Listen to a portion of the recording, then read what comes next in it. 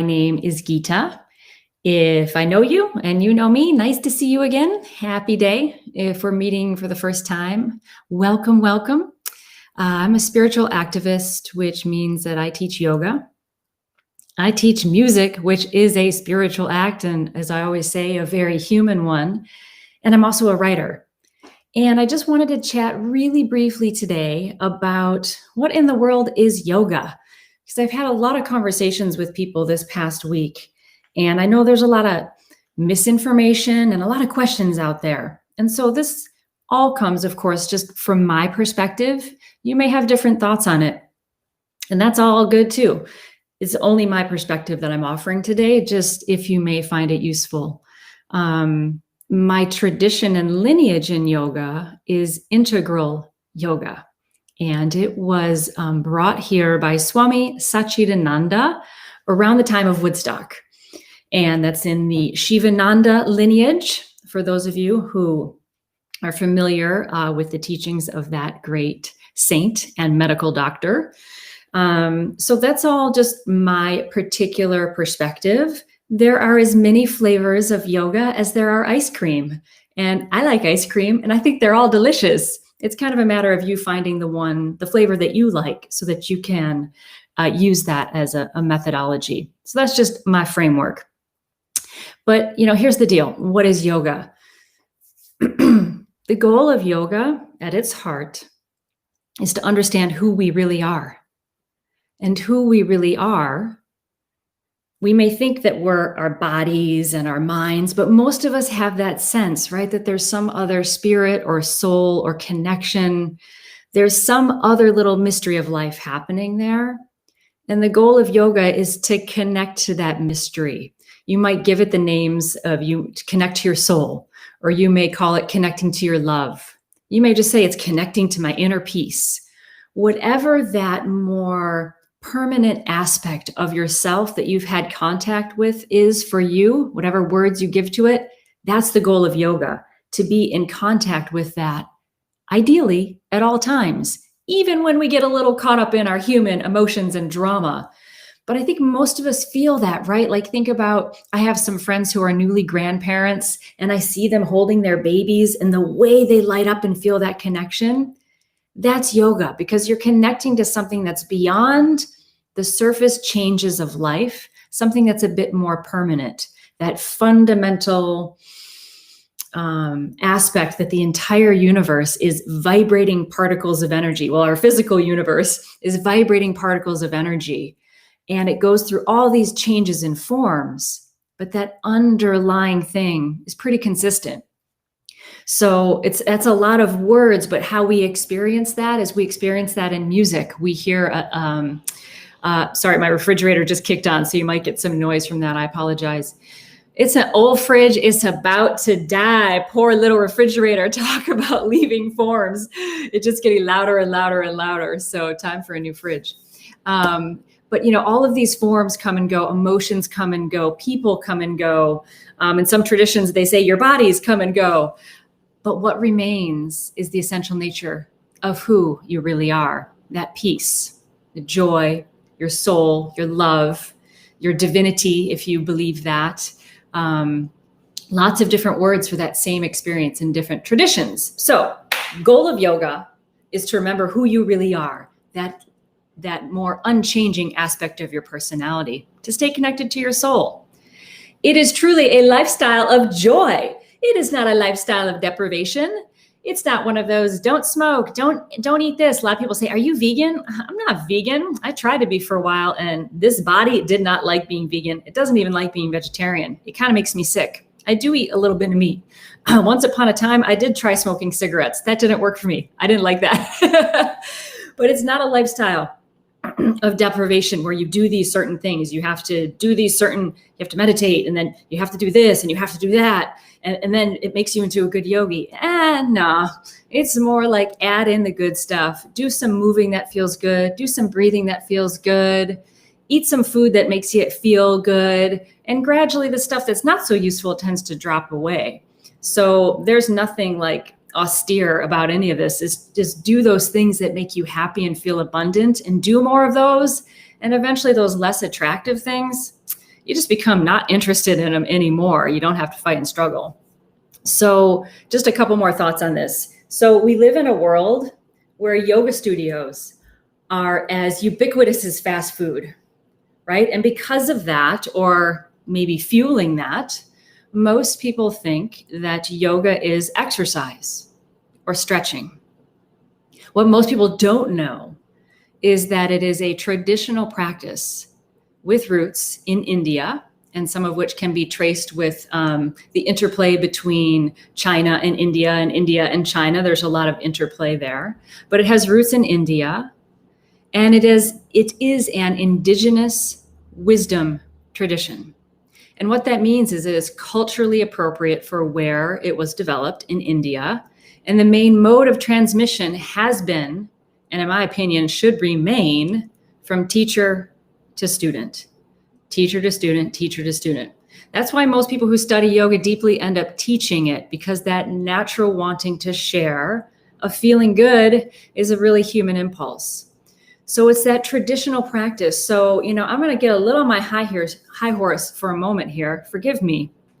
I don't usually do this, but I'm tired of people calling yoga airy-fairy or woo-woo things and rolling their eyes at it, because to me, that really smacks of being cultural appropriation and of labeling something that's from another culture as being less than, right? Think about that. If you're viewing it from a Western mindset, and particularly a Western mind-body split mindset, and someone says, I had a feeling that I was getting sick, so I went home and I took some rest.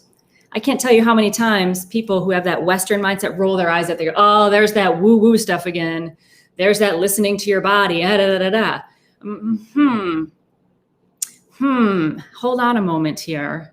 If these indigenous wisdom traditions teach us how to do this at a profound and deep level, where we can begin to sense imbalances in our energetic system at a subclinical level before it even evolves as a symptom, that is the highest form of wisdom.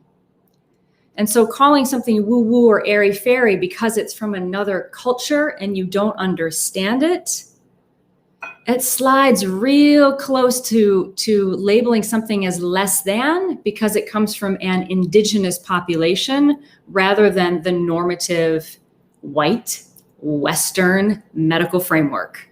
So next time you catch yourself kind of rolling your eyes or being like, oh, incense and chanting and all that stuff, that's just airy-fairy, that's not real. You might want to check yourself a little bit, culturally a little bit. Learn, open your mind, expand. I know I'm getting a little on my high horse there about it, but that's a little triggery for me personally, because I have great admiration for a lot of these wisdom traditions, and they've changed my life for sure. And I don't like to dismiss them out of hand or hear other people dismiss them out of hand because they don't track with your Western thoughts. So what you need to look for in finding, I had some notes here, so I didn't forget to tell you some cool stuff. So here's the deal. If you want to do yoga, a couple of things. I'm off my high horse now, back into happy teacher mode. So if you're interested in being more joyful, in feeling better, in being able to kind of manage your energy before it turns into a mental, physical, or emotional problem, catching problems before they happen, find yourself a teacher. And I tell the same thing. Lots of people come up to me and say, oh, Gita, should I take yoga with you? How do I want to get started with yoga? And, I'm always like, you should try as many kinds of yoga as you can get your hands on. And right now it is a little, I won't even call it a blessing, but it's a byproduct of the pandemic that most of us yoga teachers are teaching online, particularly even ones who weren't teaching online before, who were very traditional, have bowed to what is happening and are teaching online. So take as many different styles of yoga as you can.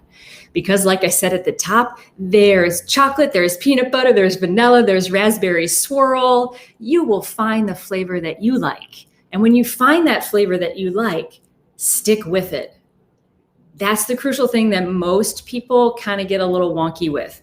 They do a little yoga here, they do some there, they do some there, and they do all these different kinds of yoga, and it can kind of make you spin up here because it's all just this information. Whereas if you think about back to the top of my little mini lecture here, the goal of yoga is to stay connected with that aspect of yourself that is more permanent, your soul, your peace, the present moment, it's really useful then to find one style or one lineage or one teacher that really you can develop and work on the specific skill sets that that tradition gives you to establishing that connection. Because if you're doing this and this and this and this and this and this and this, what you have is a lot of theory and a lot of information, but you don't have a lot of deep grounded practice. So experiment. Take classes with like everybody and see what you like. And the one that gives you that feeling of peace and joy that lasts throughout your day, that's probably going to be the one for you. It should be something you like. It's a lifestyle of joy. So sample, find your style, and then stick with it and show up and just do it year after year after year. I spent about 15 years sampling yoga. I don't recommend that, but yoga studios weren't around back when I started. So I was books and tapes and whatever I could get my hands on. And then when I found the style of integral yoga, I knew. I was like, oh, thank you, finally. And since then, I guess, gosh, it's been almost 20 years now. Yeah, 20 years of just integral yoga for me. And man, the proof is in the pudding. I feel good. I feel good. Da-na-na-na-na-na-na. Do some yoga. So yoga, purpose of it is to connect with that aspect of yourself that is more permanent, your peace, your joy, your soul, whatever you want to call it. Please respect its roots as an indigenous wisdom tradition. Please have some respect for the culture in which it comes from. 3, sample. And when you find your style, that's number 4, stick with it. Practice and keep showing up. That's it. I don't know why I'm sharing this today, because I felt like it. Maybe you find it useful. Maybe not.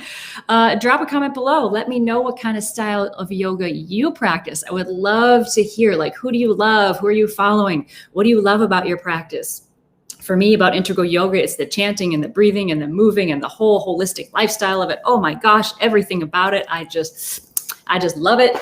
Let me know what kind of style of yoga you're practicing or that you've sampled and tried. I do teach online. If you like this kind of thing, I do this in all of my classes, even my traditional physically based yoga classes. We always talk philosophy because yoga is a lifestyle. And so we need to understand how to integrate it. I do have a class coming up. I think it starts next Tuesday. I don't know. I'm not good at this self-promotion stuff. I don't know. If you want to study with me, go to my website. It starts on Wednesday, October 28th. I'm teaching a little thing online. It's like meditate 1 day a week for half an hour. Then we meet again on Saturday and we practice for about an hour physically together.